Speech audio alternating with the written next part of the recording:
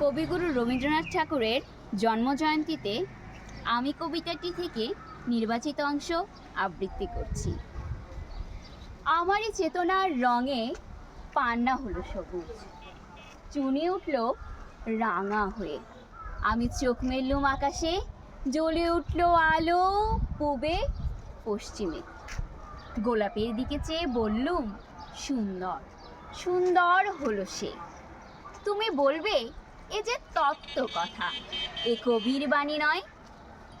আমি বলবো এ সত্য, তাই এ কাব্য। এ আমার অহংকার, অহংকার সমস্ত মানুষের হয়ে, মানুষের অহংকার পটেই বিশ্বকর্মার বিশ্বশিল্প।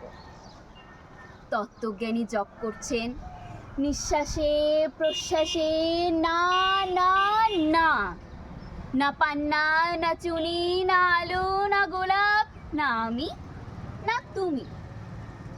ওদিকে অসীম যিনি, তিনি স্বয়ং করেছেন সাধনা মানুষের সীমানায়, তাকেই বলে আমি। সেই আমির গহনে আলো আধারের ঘটল সঙ্গম, দেখা দিল রূপ, জেগে উঠল রস, না কখন ফুটে উঠে হলো হাঁ। মায়ার মন্ত্রে, রেখায় রঙে, সুখে দুঃখে। ধন্যবাদ।